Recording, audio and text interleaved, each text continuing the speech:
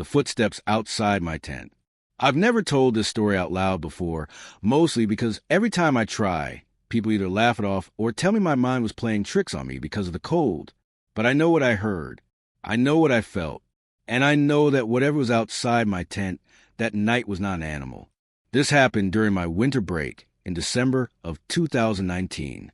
I was 22 at the time, a college student who thought I was tougher and more prepared than I actually was. I'd always loved camping, especially in colder months when campsites were emptier and quieter. There's something about winter woods that feels untouched, like you're the only person left in the world. That feeling was exactly what I was chasing when I decided to go on a solo camping trip during Christmas holidays. I chose a state forest about 3 hours from my hometown, one that stayed open year-round. It wasn't completely remote. There were marked trails and a ranger station about 10 miles away. But during winter, almost no one camped there. When I arrived in the late afternoon, around 4:30 p.m., the sky was already dim and heavy with clouds. Snow covered the ground in uneven patches, and the air smelled sharp and metallic, the way it does right before nightfall in winter. I parked my car at the designated lot and hiked about a mile into the woods to reach a primitive campsite I'd stayed at once before. It was tucked between tall pine trees, far from the main trail, and bordered by a frozen creek. The silence out there was intense, broken only by the crunch of snow under my boots and the occasional creak of trees swaying in the wind. By the time I finished setting up my tent, it was just after 6 p.m. Darkness came fast. I started a small fire, cooked some canned soup, and tried to relax. The temperature dropped quickly, sinking well below freezing. My breath puffed out in thick white clouds, and my fingers felt stiff even through my gloves. Still, everything felt normal, peaceful, even. The first strange thing happened around 9:40 p.m. I was sitting near the fire, scrolling through my phone with barely any signal, when I heard what sounded like footsteps in the snow. At first, I assumed it was an animal, maybe a deer or a fox. The sound was faint but distinct. A slow, deliberate crunch, pause, crunch again. I froze and listened. The sound stopped. "Hello," I called out, feeling a little ridiculous. My voice sounded too loud in the stillness. No response. I stood up and scanned the trees with my flashlight. The beam cut through the darkness, illuminating trunks and low branches, but I didn't see anything moving. After a few seconds, I shrugged it off and told myself it was just wildlife. I went into my tent around 10:30 p.m., zipped everything shut, and crawled into my sleeping bag. That's when the woods went completely silent. No wind, no distant animal noises, not even the creaking trees. It was a kind of silence that presses against your ears, making you hyper-aware of every sound your own body makes. I could hear my heartbeat, slow but heavy, and the faint rustle of my sleeping bag as I shifted. Around 12:15 a.m., I heard the footsteps again. This time, they were closer. The crunch of snow was unmistakable, slow and steady, circling my campsite. I held my breath, listening. Whoever or whatever it wasn't rushing. The steps stopped just a few feet from my tent. I could see a shadow through the thin fabric, tall and narrow, standing completely still. My chest tightened, and my heart started pounding so hard I was sure it could be heard outside. "Who's there?" I whispered, my voice shaking despite my effort to keep it steady. No answer. The shadow didn't move, but I heard breathing. Not an animal snorting or panting. This was slow, controlled breathing. Human breathing. I sat there, frozen in fear, my hands sweating inside my gloves despite the cold. I reached for my flashlight, but I was too scared to turn it on. I didn't want whoever was out there to know I was awake. After what felt like an eternity, but was probably less than a minute, the shadow moved. The footsteps resumed, crunching away from the tent and fading into the trees. I didn't sleep after that.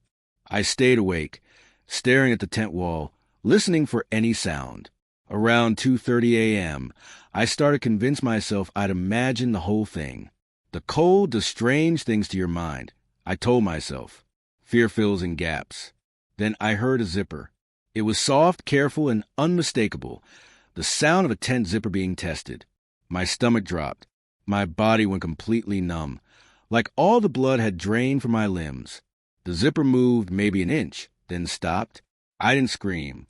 I couldn't. I felt trapped inside my own body, barely breathing. The zipper slid another inch. That's when I yelled, "Get the hell away from my tent." The zipper stopped instantly. I heard hurried footsteps, much faster this time, retreating through the snow. Branches snapped. The silence returned, heavier than before. I didn't wait. I grabbed my keys, flashlight, and phone, burst out of the tent, and ran.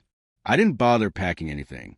The cold air burned my lungs as I sprinted through the trees, slipping on ice, my heart hammering in my ears. Every shadow looked like someone waiting to grab me. I reached my car around 3:05 a.m., hands shaking so badly I could barely unlock the door. I threw myself inside, locked it, and drove away without looking back. I didn't report the incident. I didn't go back for my gear. Part of me didn't want to know what I might find. A week later, I got a call from a park ranger. They'd found my abandoned campsite. He asked if I'd been camping with someone else. When I said no, there was a pause on the line. He told me they found footprints around my tent. Bare footprints. No shoes. No boots. Just human feet, circling my tent in the snow. They never figured out who it was, and neither did I. But every winter, when the air gets that same sharp metallic smell, I remember the sound of those footsteps, and I wonder how long that person had been watching me before I ever noticed. Someone was outside our cabin on Christmas night. I still associate the smell of pine and would smoke with dread because of what happened that Christmas. Every year when December rolls around and the nights get longer, my mind goes back to that cabin, that silence, and the feeling that we were never truly alone out there. This happened on Christmas Eve in 2020. I was 24 at the time, working a warehouse job and using my Christmas break to get away from everything. A friend of mine, Ryan, suggested winter camping in a remote wooded area about 4 hours north of where we lived. It was advertised as a rustic Christmas retreat. No electricity, no Wi-Fi, just an old ranger cabin you could reserve during the holidays. Against my better judgment, I agreed. We arrived on December 24th around 3:45 p.m. The sun was already dipping low, casting long shadows across the snow-covered forest. The cabin sat at the edge of a clearing, surrounded by tall fir trees that blocked most of the sky. It looked charming in a lonely, postcard kind of way. Logs stacked neatly, smoke curling from a stone chimney, snow piled high on the roof. The temperature was brutal, somewhere around 18 degrees Fahrenheit. The air stung my lungs every time I inhaled. Everything was quiet in that unsettling winter way, where sound feels swallowed by the snow. Even our boots crunching felt too loud. Inside, the cabin smelled like dust, old wood, and something faintly sour, like damp clothing that never fully dried. There were 2 narrow beds, a small table, and a fireplace. No cell signal. No radio. Just us in the woods. Ryan joked, "Feels like the start of a horror movie," and laughed. I remember forcing a smile. We spent the early evening chopping wood and getting a fire going. By around 6:30 p.m., darkness had completely settled in. Outside the windows was nothing but blackness. The fire crackled, casting flickering shadows on the walls that made the cabin feel smaller than it was. At around 8 p.m., while we were eating canned stew and instant coffee, we heard the first noise. It sounded like someone walking outside. At first, it was faint, just a soft crunch of snow. I looked at Ryan, expecting him to say something, but he kept eating like he hadn't noticed. "You hear that?" I asked. He paused, listening. The sound stopped. "Probably a deer," he said, though he didn't sound convinced. I tried to agree with him, but something felt off. The steps were too slow, too deliberate. Later that night, around 10:15 p.m., we were sitting by the fire when we heard a knock. 3 slow taps on the cabin door. My heart jumped straight into my throat. Ryan stood up immediately. "Hello," he called out. No answer. He cracked the door open just a few inches, letting in a blast of freezing air. The porch was empty. Snow lay untouched, smooth and white. "No one there," he said. but his voice was quieter now. We shut the door and bolted it. The fire popped loudly, making us both flinch. I remember checking my watch constantly after that, like I was waiting for something bad to happen. Around midnight, Christmas officially arrived. That was when the scratching started. It came from the side of the cabin, slow and rhythmic, like fingernails dragging lightly across wood. My skin prickled. I could feel my pulse in my ears. "Stop messing around," I whispered to Ryan, even though I knew it wasn't him. "I'm not doing anything," he said, eyes wide. The scratching moved along the wall, then stopped beneath the window next to my bed. The glass fogged slightly, as if something warm had leaned close to it from outside. I didn't move. I didn't breathe. Then a voice spoke. "Merry Christmas," it said softly. It was a man's voice, low and calm, almost gentle. That's what terrified me the most. There was no anger in it, no urgency, just certainty. Ryan grabbed a flashlight and shined it through the window. The beam illuminated falling snow and tree trunks, but no person. "Who's out there?" he shouted, trying to sound brave. Silence. The rest of the night dragged on painfully slow. We kept the fire burning, sitting back to back, taking turns watching the door. Every creak of the cabin made my stomach twist. The cold seeped through the walls, numbing my fingers and toes, but I barely noticed. Fear kept me warm. Around 2:40 a.m., the door handle rattled. Not violently, just a slow twist, testing it. I felt tears sting my eyes. My hands were slick with sweat despite the freezing air. "It's locked," Ryan whispered. The handle stopped moving. Then footsteps retreated, crunching away into the woods. We didn't sleep. We waited for dawn, counting minutes. When the sky finally began to lighten around 6:50 a.m., I'd never felt more relief in my life.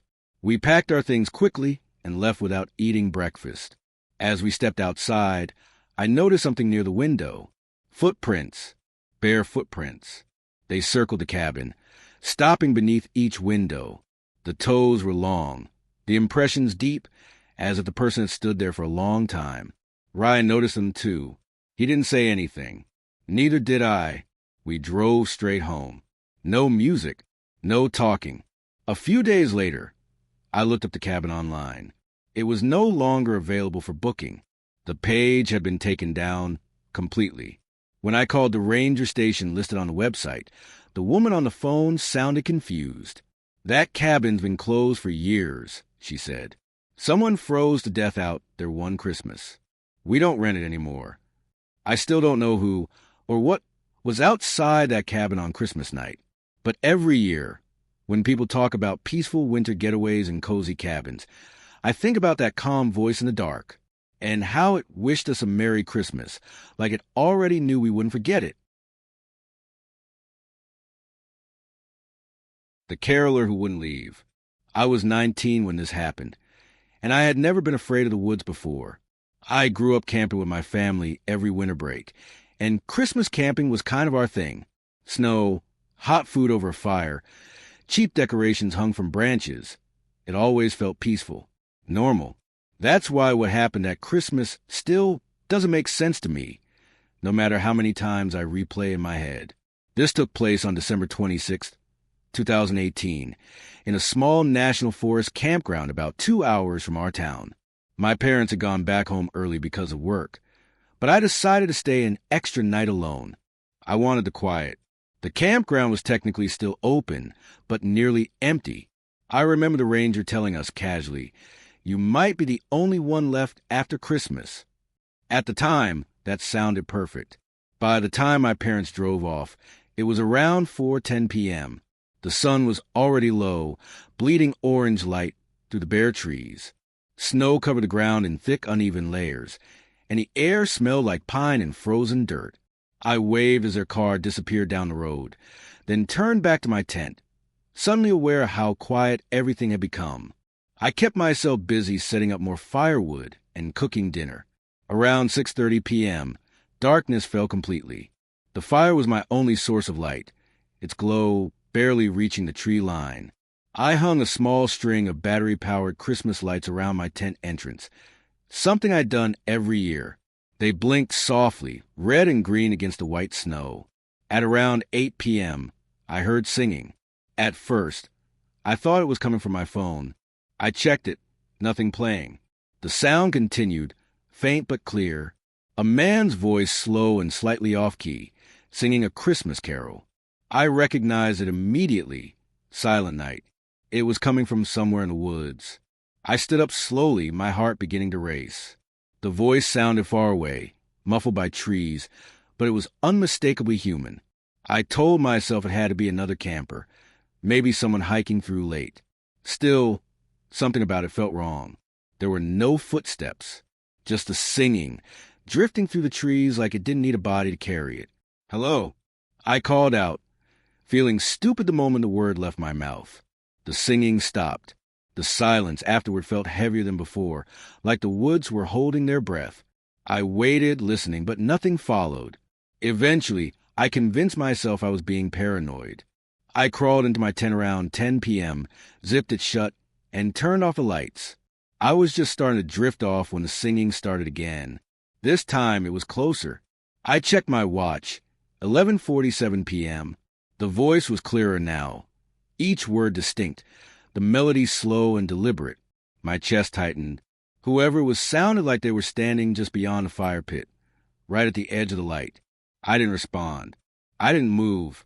I lay there, staring at the tent ceiling, listening as the song continued all the way through to the end. Then came the clapping. 3 slow claps, spaced evenly apart. I sat up, my heart pounding so hard it hurt. My mouth felt dry, and my hands were shaking. I grabbed my flashlight and aimed it at the tent wall, watching shadows dance as I moved. "Who's there?" I asked, my voice barely steady. The singing started again, same song, same calm tone, but now I realized something that made my stomach drop. They weren't singing the words correctly. Some lines were repeated, others were skipped. It sounded like someone who'd heard the song before, but didn't fully understand it. Around 1:15 a.m., I heard footsteps crunching in the snow. Slow steps, circling my campsite. I could see a shadow pass in front of the tent, tall and thin, stretching unnaturally across the fabric. "Go away," I said louder this time. The footsteps stopped. Then the singing came from directly behind my tent, right next to my head. "Merry Christmas," the voice whispered. I screamed. The voice stopped instantly. Footsteps retreated, fast and uneven, crashing through brush and snow. I didn't wait. I shoved everything I could into my backpack, burst out of the tent, and ran to my car, slipping and falling more than once. The cold burned my lungs, but adrenaline carried me forward. I drove away around 2:05 a.m., hands locked tight on the steering wheel, eyes flicking constantly to the rearview mirror. I didn't tell anyone what happened until weeks later. When I did, my dad went quiet. He told me something he'd never mentioned before. Years earlier, a man had been removed from that same campground. He used to wander through campsites during the holidays, singing Christmas carols at night. He'd never hurt anyone, but no one ever figured out where he came from or where he went. They found his belongings once. Never found him. I still love Christmas. I still love the snow. But whenever I hear Silent Night, I think about that calm, broken voice in the dark, and how close it was to my tent when it wished me Merry Christmas. The lights between the trees. I didn't believe in bad feelings before this happened. I was the kind of person who trusted logic, explanations, coincidences. But that Christmas trip taught me that sometimes your body knows you're in danger long before your mind is willing to admit it. This happened during Christmas break in December 2021. I was 27, recently divorced, and desperate to clear my head.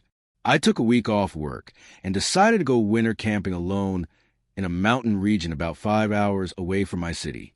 The campsite was technically part of a national forest, but it was one of those barely maintained places that only experienced campers went to, especially in winter.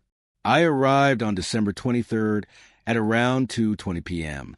Snow was falling lightly, thick flakes drifting down in slow motion.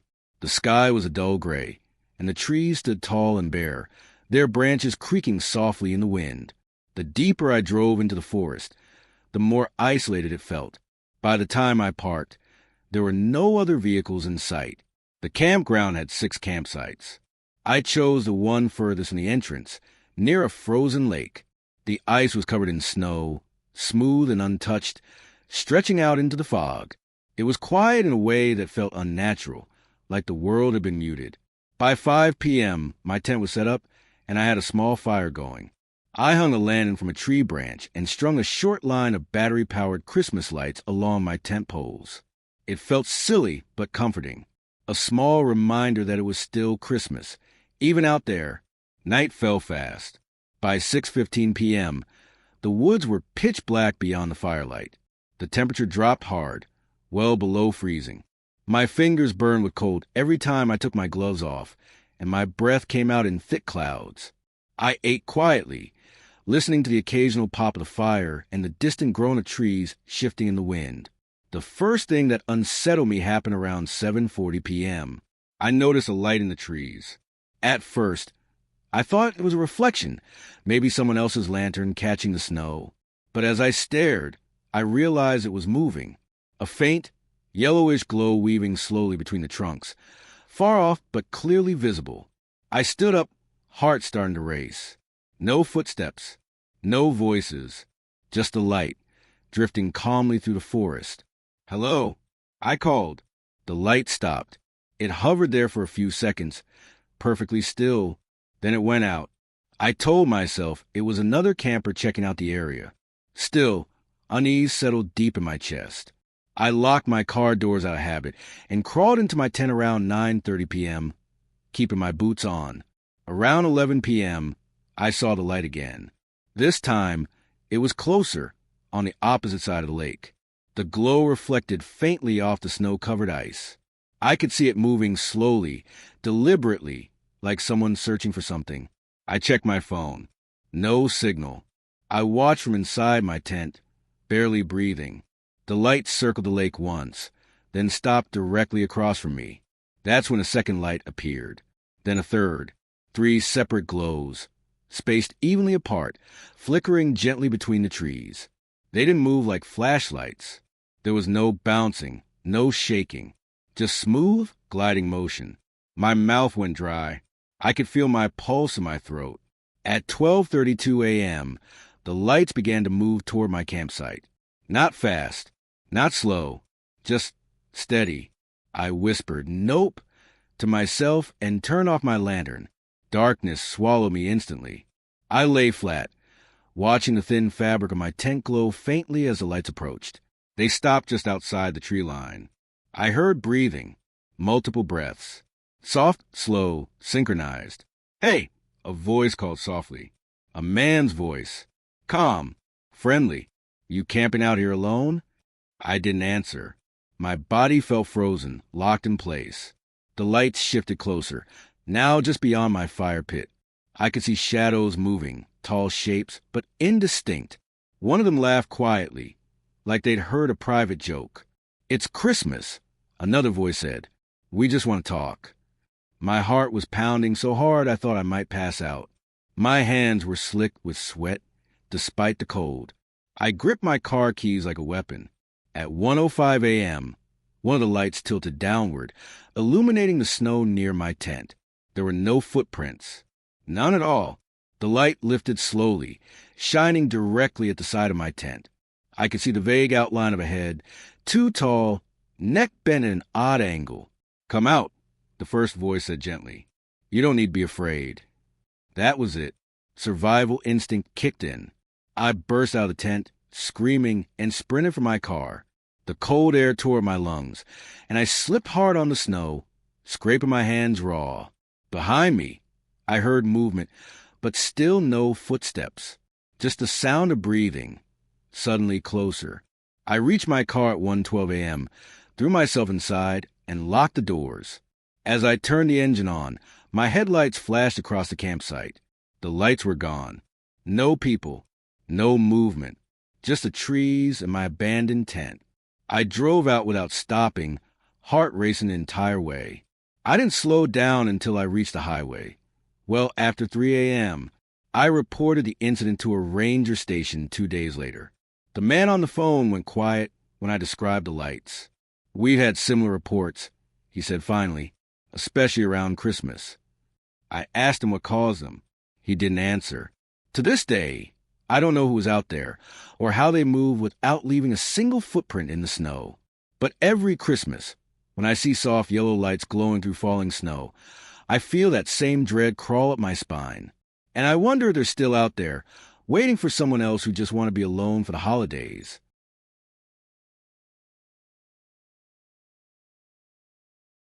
The bells rang after midnight.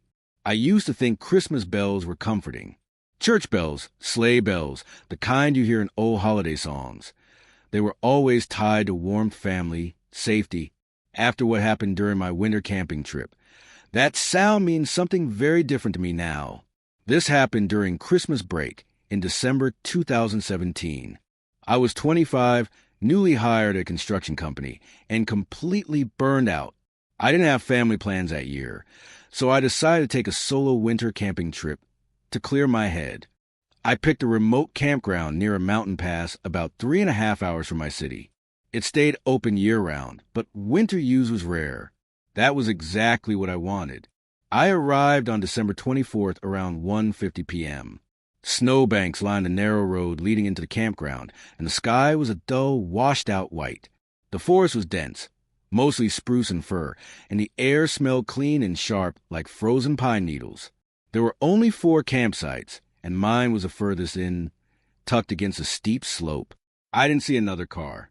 By 4:30 p.m., I had my tent set up and a small fire going. The temperature was already dropping fast. Every metal surface burned my skin when I touched it.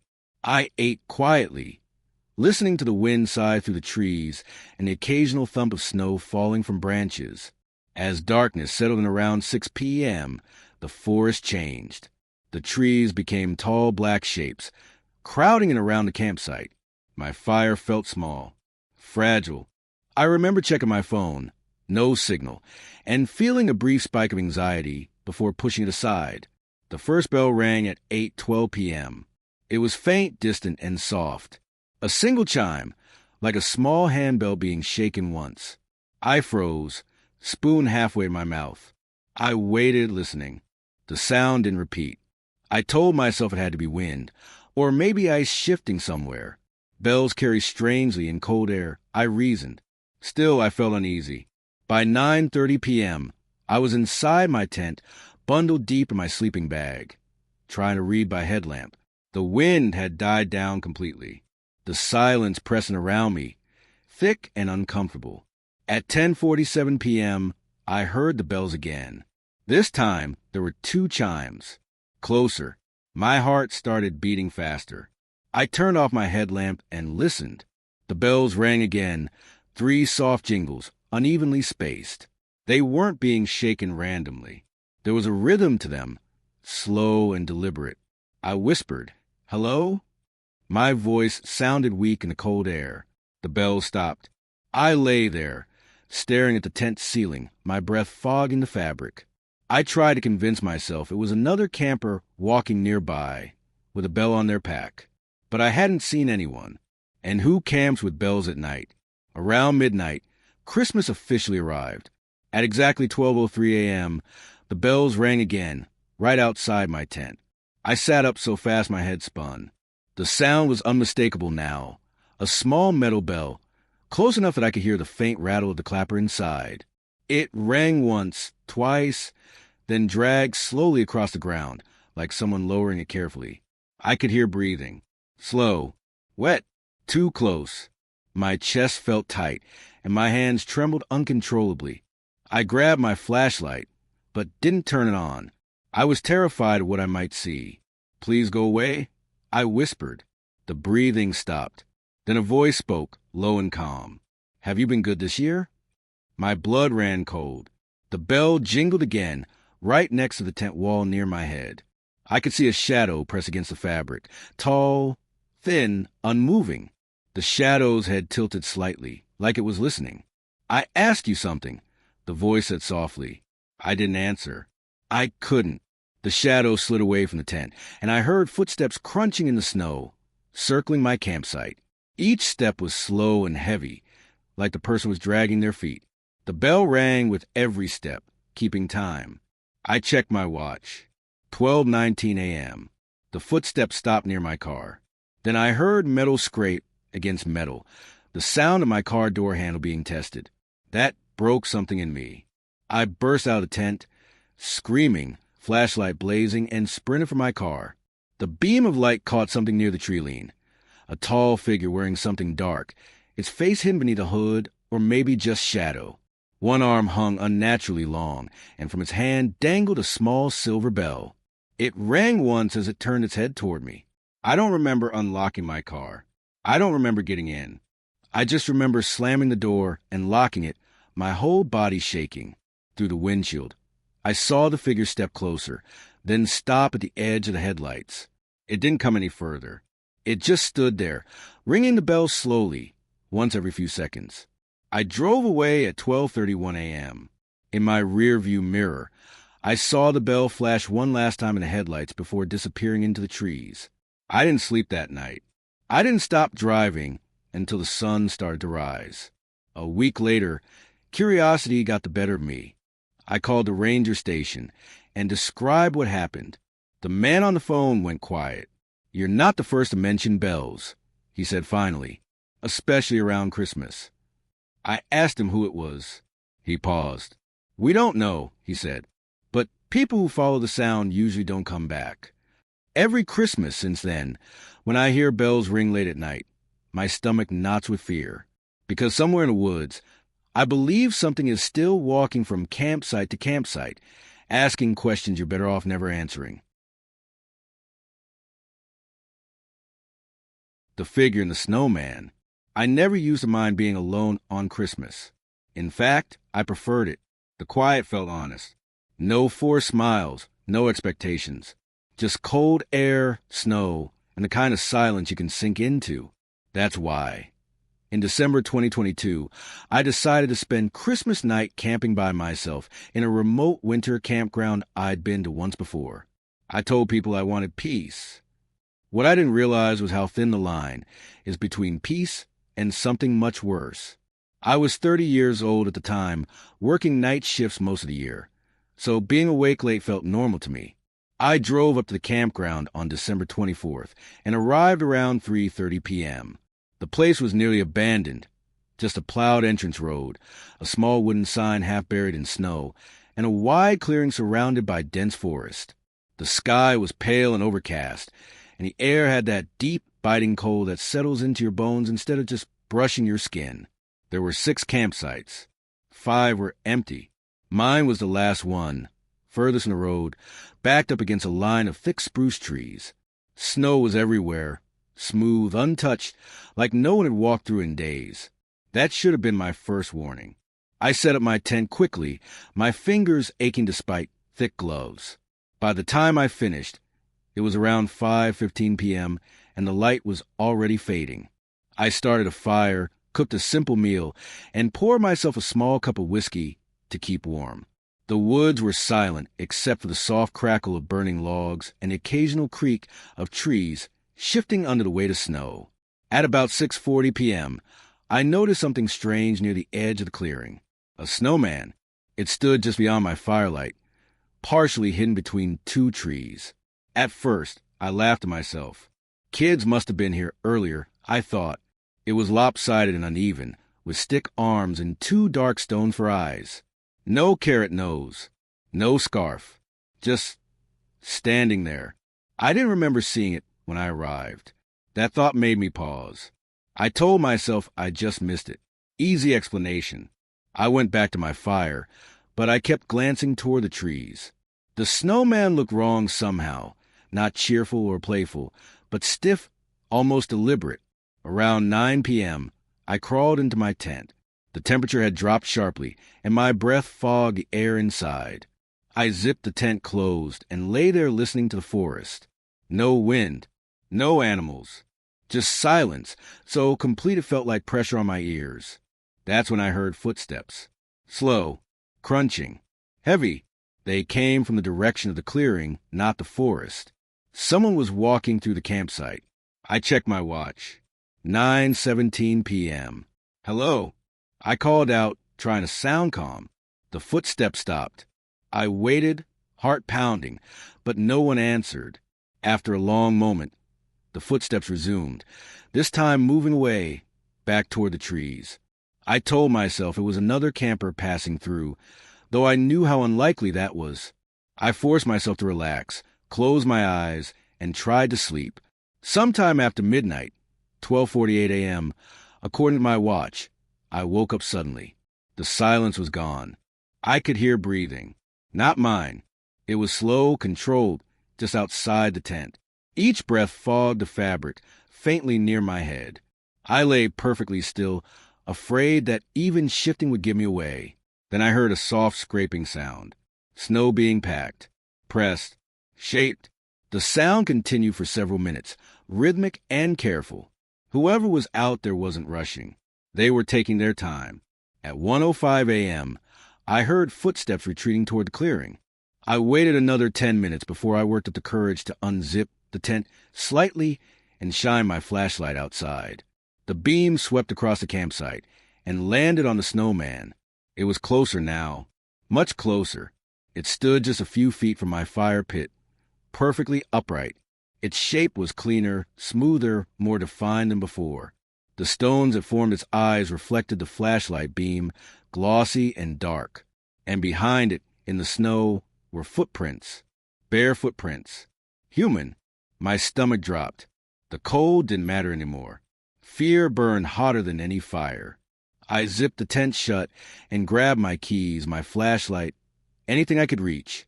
I told myself to wait until morning, but something deep in my gut screamed that staying was a mistake. At 1:32 a.m., something pressed against the side of my tent. Not a hand. A face. I could see the faint outline of a nose and forehead pushing into the fabric, stretching it inward. The breathing returned, louder now, excited. "Do you like it?" a voice whispered. It was close enough that I could smell them. Wet wool, sweat, and something sour underneath. I screamed and kicked forward, hitting the tent wall hard. The pressure vanished instantly. I heard footsteps sprinting away, fast and uneven, followed by a deep, quiet laugh that echoed once and then disappeared. I didn't stop to pack. I burst out of the tent and ran for my car, slipping on ice, barely staying upright. My headlights snapped on as I jumped inside. Before I drove away, I looked back at the campsite. The snowman was gone. In its place stood a person. Tall, naked feet buried in snow. Their arms hung stiffly at their sides, head tilted slightly, stones clutched in one hand. They didn't chase me. They just watched as I drove away at 1:47 a.m., heart pounding so hard I thought it might burst. I never reported it. I didn't go back for my gear.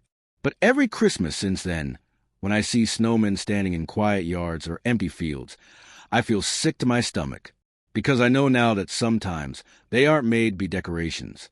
Sometimes they're markers, and sometimes someone is standing exactly where they were a moment ago, just waiting for you to look away.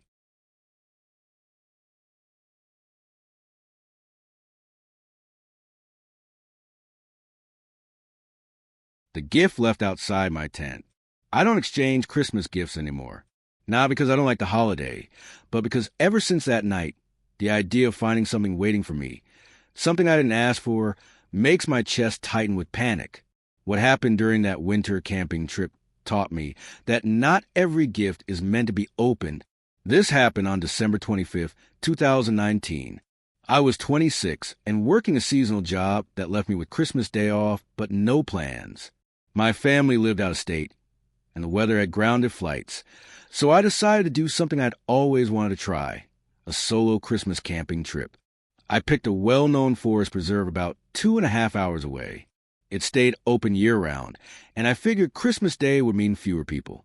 I arrived at the campground around 1:15 p.m. Snow blanketed everything in thick, untouched layers, and the sky was a dull winter blue, heavy and low. The road had been plowed, but barely. There were only 3 campsites accessible, and mine was the furthest from the entrance, tucked behind a bend in the trees. I didn't see a single other car. The silence felt peaceful at first. The air smelled like pine sap and coal metal, and every sound, my boots crunching, the zipper of my jacket, felt amplified. I set up my tent by 3 p.m., my fingers already stiff from the cold. I decorated the entrance with a small strand of battery-powered Christmas lights and laughed quietly at myself for being sentimental. By 5:30 p.m., darkness settled in. The temperature dropped fast, and my breath came out in thick white clouds. I made a small fire and cooked dinner, listening to the wind whisper through the trees.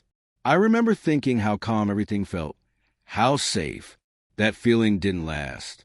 Around 7:10 p.m., I heard movement behind me. Not footsteps exactly, more like something shifting weight in the snow. I turned quickly, heart skipping, but the clearing behind me was empty. The tree line stood dark and unmoving. "Hello," I called. Nothing answered. I sat back down, telling myself it was an animal. Still, I kept glancing over my shoulder. At around 9 p.m., I went into my tent. I left the lights on, their soft glow spilling onto the snow outside. I lay there listening to the quiet, trying to enjoy the novelty of being alone on Christmas. That's when I heard the footsteps. They were slow and heavy, coming from the direction of the road. Each step crunched loudly, unhurried, deliberate. I checked my watch, 9:26 p.m. I held my breath and listened as the footsteps approached my campsite, then stopped. A shadow passed in front of my tent, blocking the glow of the lights for a moment. My heart started pounding so hard it hurt. "Can I help you?" I asked, my voice shaking. No response. After a long pause, the footsteps moved away, back toward the trees. I waited, counting seconds, listening until the sound faded completely. I didn't sleep much after that. At around 11:58 p.m., I heard something soft land in the snow near my tent.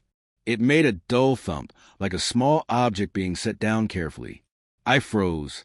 Minutes passed. Nothing else happened. At exactly 12:10 a.m., Christmas morning, I worked up the courage to unzip the tent slightly and shine my flashlight outside. There was a small box sitting just beyond the reach of my tent flap, wrapped in red paper, tied with green ribbon. My stomach dropped. The snow around it was smooth and undisturbed, no footprints leading to it or away from it. The box looked perfectly placed, centered, like someone had measured the distance. I whispered, "This isn't funny." "Of course," no one answered. I stayed in my tent until 1:30 a.m., staring at that box through the thin fabric. The Christmas lights flickered softly, reflecting off the ribbon. The longer I looked at it, the more wrong it felt, like it didn't belong there, like it was watching me. At 1:42 a.m., I heard breathing. It came from the other side of the tent, slow and quiet. The fabric near my shoulder fogged slightly with each exhale. "I left you something," a voice whispered. It was a man's voice, calm, almost kind. My whole body went rigid. I could smell him, damp clothes, cold sweat, and something metallic underneath. "I didn't want to wake you," he continued, "but it's Christmas." I squeezed my eyes shut, tears stinging. "Please go away," I whispered. The breathing stopped. I heard footsteps retreat slowly, deliberately, toward the trees. I didn't wait. I burst out of the tent, grabbed my keys, and ran for my car. The cold air burned my lungs, but fear pushed me forward. As I reached the driver's door, I looked back at the campsite. The box was open. The wrapping paper lay torn in the snow. Inside the box was my wallet, the one I'd left zipped inside my backpack in the tent. I didn't scream. I couldn't. I got in the car and drove away at 2:01 a.m., hands shaking so badly I could barely keep the wheel straight. I didn't slow down until I reached the highway. I never went back for my gear. I canceled my cards and tried to forget the whole thing.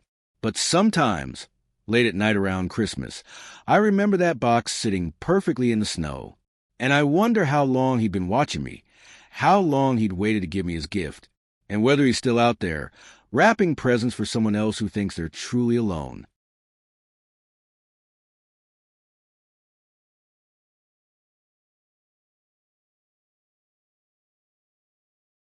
The stockings hanging from the trees. I didn't grow up with many Christmas traditions, So when I finally had time off and a little money to spare, I decided to make my own. For me, that meant snow, isolation, and a quiet place where no one expected anything from me. I thought winter camping over Christmas would be peaceful. Instead, it became the reason I never decorate for the holidays anymore. This happened in December 2018, when I was 23. I just finished my first year working full-time and was exhausted in a way sleep didn't fix. I booked a spot in a forest campground about 4 hours away. Open year-round, primitive sites. No staff on site during winter. The website warned that winter campers were entirely self-reliant. At the time, that felt like freedom. I arrived on December 24th at around 1:30 p.m. The drive-in was long and quiet, the road narrowing into a snow-packed trail lined with bare trees. The forest looked endless, gray trunks disappearing into falling snow. When I reached the campground, there were 8 sites. Every single one was empty. I chose a spot near the center of the loop, not too close to the woods, but not exposed either. Snow covered everything in smooth, untouched layers. No footprints. No tire tracks besides my own. The air was painfully cold, somewhere around 15 degrees, and smelled like frozen pine sap. I had my tent set up by 3:45 p.m. as a joke. Something to make myself feel less alone. I hung a single red Christmas stocking from a low tree branch near my campsite. I remember laughing quietly as I did it, thinking how ridiculous it looked in the middle of nowhere. By 5:30 p.m., darkness had swallowed the forest. I made a small fire, cooked a basic meal, and sat wrapped in layers, listening to the crackle of burning wood. The silence was deep and constant, broken only by the fire and the occasional creak of trees shifting under snow. At 7:20 p.m., I noticed something strange. There was another stocking hanging from a tree. It was across the clearing, maybe 20 feet away, dangling from a branch I was sure had been empty earlier. It was green, old-looking, and sagged like it had weight inside. I stood up slowly, heart starting to beat faster. Nope, I muttered to myself. I scanned the area with my headlamp. No movement, no footprints leading to it, just smooth snow. I told myself another camper must have passed through earlier and left it behind. That explanation didn't sit right, but I accepted it anyway. I didn't touch the stocking. I went into my tent around 9 p.m., zipped it shut, and tried to sleep. I woke up at 11:43 p.m. Something felt wrong. That instinctual, stomach-dropping feeling you get when you know you're not alone. I listened. There was a faint rustling sound outside, like fabric moving against bark. Slow, careful. I unzipped the tent just enough to peek out. My breath caught. There were more stockings now. 3 of them, hanging from different trees around my campsite. Red, green, one faded white. All different sizes. All hanging at about chest height. None of them had been there before. My heart started pounding so hard I felt dizzy. I shined my flashlight around wildly, but the trees stood still and empty. The snow around the campsite was still smooth, untouched. I whispered, "This isn't funny." The rustling stopped. For a long time, nothing happened. I stayed frozen, barely breathing, until the cold forced me back inside the tent. I zipped it shut and held my knees to my chest. Try and calm down. At exactly 12 a.m., Christmas Day, I heard a soft thump. Something had landed in the snow near my tent. Then another. Then another. The sounds were gentle, controlled, like objects being placed carefully rather than dropped. I didn't want to look, but I did. I unzipped the tent again and shined my flashlight around the campsite. Every stocking now hung heavy, stretched downward, and beneath each one, directly below the toe, lay an item in the snow. A glove, a sock, a folded piece of fabric. They were mine. I recognized them instantly. The glove I'd left by the fire, the sock from my backpack, the shirt I used as a pillow inside the tent. My mouth went dry. I hadn't heard anyone unzip my tent. I hadn't felt anyone touch me. At 12:18 a.m., I heard breathing. It came from behind me, inside the tent. I turned slowly, heart pounding, flashlight shaking in my hand. Nothing was there, but the breathing continued, slow, steady, just inches from my ear. The tent fabric near my shoulder fogged slightly with each exhale. "I've been good," a voice whispered. I screamed. The breathing stopped instantly. Outside, I heard movement. Fast now. Branches snapping. Fabric rustling. Something heavy brushing against the tent walls as it moved away. I didn't think. I grabbed my keys and flashlight, burst out of the tent, and ran for my car. My boots slipped on ice. My lungs burned, but fear carried me forward. As my headlights flared on, they illuminated the campsite. The stockings were gone. Every single one. But the items were still there, laid out neatly in the snow in a half circle facing my tent. I drove away at 12:31 a.m., hands shaking violently, barely able to focus on the road. I didn't report it. I didn't go back. A week later, curiosity got the better of me. I searched online for the campground. Buried deep in an old forum, I found a post from years earlier. Someone mentioned a tradition, or maybe a warning. Campers talked about the hangar, something that watched people during the holidays, something that liked to decorate, something that took small things first, to see if you noticed. I don't hang stockings anymore. Not on fireplaces, not on doors, and never, ever from trees.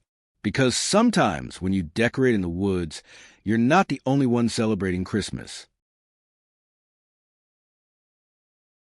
The stockings hanging from the trees. I didn't grow up with many Christmas traditions, so when I finally had time off and a little money to spare, I decided to make my own. For me, that meant snow, isolation, and a quiet place where no one expected anything from me. I thought winter camping over Christmas would be peaceful. Instead, it became the reason I never decorate for the holidays anymore. This happened in December of 2018, when I was 23. I just finished my first year working full-time and was exhausted in a way sleep didn't fix. I booked a spot in a forest campground about 4 hours away. Open year-round, primitive sites. No staff on site during winter. The website warned that winter campers were entirely self-reliant. At the time, that felt like freedom. I arrived on December 24th at around 1:30 p.m. The driving was long and quiet, the road narrowing into a snow-packed trail lined with bare trees. The forest looked endless, gray trunks disappearing into falling snow. When I reached the campground, there were 8 sites. Every single one was empty. I chose a spot near the center of the loop, not too close to the woods, but not exposed either. Snow covered everything in smooth, untouched layers. No footprints. No tire tracks besides my own. The air was painfully cold, somewhere around 15 degrees, and smelled like frozen pine sap. I had my tent set up by 3:45 p.m. As a joke. Something to make myself feel less alone, I hung a single red Christmas stocking from a low tree branch near my campsite. I remember laughing quietly as I did it, thinking how ridiculous it looked in the middle of nowhere. By 5:30 p.m., darkness had swallowed the forest. I made a small fire, cooked a basic meal, and sat wrapped in layers, listening to the crackle of burning wood. The silence was deep and constant, broken only by the fire and the occasional creak of trees shifting under snow. At 7:20 p.m., I noticed something strange. There was another stocking hanging from a tree. It was across the clearing, maybe 20 feet away, dangling from a branch I was sure had been empty earlier. It was green, old-looking, and sagged like it had weighed inside. I stood up slowly, heart starting to beat faster. Nope, I muttered to myself. I scanned the area with my headlamp. No movement, no footprints leading to it. Just smooth snow. I told myself another camper must have passed through earlier and left it behind. That explanation didn't sit right, but I accepted it anyway. I didn't touch the stocking. I went into my tent around 9 p.m., zipped it shut, and tried to sleep. I woke up at 11:43 p.m. Something felt wrong. That instinctual, stomach-dropping feeling you get when you know you're not alone. I listened. There was a faint rustling sound outside, like fabric moving against bark. Slow, careful. I unzipped the tent just enough to peek out. My breath caught. There were more stockings now. 3 of them, hanging from different trees around my campsite. Red, green, one faded white. all different sizes, all hanging at about chest height. None of them had been there before. My heart started pounding, so hard I felt dizzy. I shined my flashlight around wildly, but the trees stood still and empty. The snow around the campsite was still smooth, untouched. I whispered, "This isn't funny." The rustling stopped. For a long time, nothing happened. I stayed frozen, barely breathing, until the cold forced me back inside the tent. I zipped it shut and held my knees to my chest, trying to calm down. At exactly 12 a.m., Christmas Day, I heard a soft thump. Something had landed in the snow near my tent. Then another. Then another. The sounds were gentle, controlled, like objects being placed carefully rather than dropped. I didn't want to look, but I did. I unzipped the tent again and shined my flashlight around the campsite. Every stocking now hung heavy, stretched downward, and beneath each one, directly below the toe, lay an item in the snow. A glove, a sock, a folded piece of fabric. They were mine. I recognized them instantly. The glove I had left by the fire, the sock from my backpack, the shirt I used as a pillow inside the tent. My mouth went dry. I hadn't heard anyone unzip my tent. I hadn't felt anyone touch me. At 12:18 a.m., I heard breathing. It came from behind me, inside the tent. I turned slowly, heart pounding, flashlight shaking in my hand. Nothing was there, but the breathing continued, slow, steady, just inches from my ear. The tent fabric near my shoulder fogged slightly with each exhale. "I've been good," a voice whispered. I screamed. The breathing stopped instantly. Outside, I heard movement. Fast now. Branches snapping, fabric rustling, something heavy brushing against the tent walls as it moved away. I didn't think. I grabbed my keys and flashlight, burst out of the tent, and ran for my car. My boots slipped on ice. My lungs burned, but fear carried me forward. As my headlights flared on, they illuminated the campsite. The stockings were gone, every single one. But the items were still there, laid out neatly in the snow in a half-circle facing my tent. I drove away at 12:31 a.m., hands shaking violently, barely able to focus on the road. I didn't report it. I didn't go back. A week later, curiosity got the better of me. I searched online for the campground. Buried deep in an old forum, I found a post from years earlier. Someone mentioned a tradition, or maybe a warning. Campers talked about the hangar, something that watched people during the holidays, something that liked to decorate, something that took small things first, to see if you noticed. I don't hang stockings anymore. Not on fireplaces, not on doors, and never, ever from trees. Because sometimes, when you decorate in the woods, you're not the only one celebrating Christmas.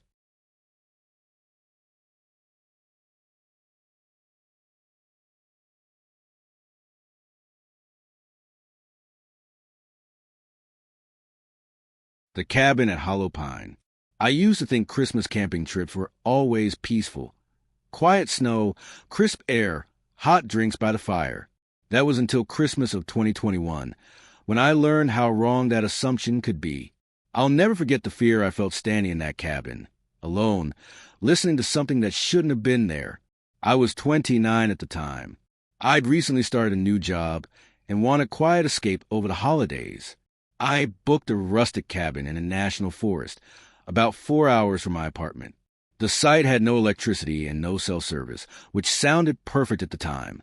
I arrived on December 24th around 3:20 p.m. The air was bitter, about 14 degrees Fahrenheit, and the snow thick, easily a foot deep in some places. The sun was already low, turning the sky a dull orange behind the tall pines. The cabin itself was small, built of rough logs, with a single chimney that had smoke curling lazily into the evening air. A stone fire pit sat outside. No one else was around. The silence was heavy, pressing against me as I unloaded my backpack. I remember the smell, pine, with smoke and something faintly metallic, like rust or blood. I tried not to think about it. I set up my sleeping area, chopped wood, and got the fireplace going. By 6:10 p.m., darkness had completely fallen, and the snow reflected the firelight like a soft glow. I cooked a small meal and settled into the cabin, feeling at first that I'd made the right decision to come here. The quiet was almost hypnotic, until I heard it. It started as a soft creak, then another. I froze. The cabin's logs were old, and I thought it might be just settling, but the noises became rhythmic, like someone walking on the floor outside. I gripped my mug tightly, straining to hear over crackling of the fire. Around 8:05 p.m., the first knock came. 3 slow raps on the door. I jumped. My pulse spiked. I called out, "Hello?" No response. The knocking repeated, again slow, deliberate, echoing through the small cabin. I grabbed a flashlight and slowly cracked the door open. Snow stretched beyond the threshold. No one was there. The footprints in the fresh snow were not mine. They were faint, partially covered by fresh snow that had drifted during the evening. I couldn't make sense of it. I shut the door and locked it, my hands shaking. My thoughts raced. I told myself it was another camper playing a joke, but the park was almost deserted this time of year. Still, I tried to calm down. I even laughed nervously at myself, sipping hot cocoa to mask the trembling. By 10:30 p.m., I was in bed, flashlight on, staring at the log wall. Then came the scratching. Soft, slow scratches from the opposite side of the cabin. They moved along the wall, up near the roof, and back down. My heart pounded so hard, I thought it would burst. I whispered, "Who's there?" But no answer came. The scratches stopped. Then, faintly, a low voice, "Merry Christmas?" I bolted upright. My flashlight beam caught nothing. Shadows stretched across the walls, distorted by the firelight. I sat trembling, listening as the voice repeated, softer each time, always from somewhere different. It was impossible. It seemed to move around the cabin. I checked my watch. 11:47 p.m. The cold from the unheated cabin no longer mattered. Fear was hotter than any fire. The scratching returned, this time accompanied by something heavier. Thumps against the door. My stomach twisted. I grabbed my backpack, preparing to leave. As I moved toward the door, the flashlight flickered and went out. I fumbled with it, my hands shaking uncontrollably. At 12:02 a.m., Christmas Day, the voice spoke clearly from right outside my door. "Open it. I've brought a gift." I froze. I couldn't. I didn't. I whispered, "Please go away." Silence followed, then slow footsteps retreating into the woods. My pulse started to calm, barely, and I waited until dawn, sitting by the fireplace with my jacket on. I didn't sleep. When sunlight finally crept through the window at 6:45 a.m., I went outside. The snow around the cabin was smooth, untouched, except for a single set of footprints leading from the tree-line to the door and back into the forest. No one had been there before, and no one was around. My stomach sank. I left immediately, taking the long drive back without stopping. The memory of that night, the scratches, the voice, the footsteps, stayed with me. I don't camp alone anymore, and I never go to that forest. Some part of me knows that whatever came to my cabin on Christmas night is still out there, waiting. Even now, when I smell pine and smoke together, I feel it watching.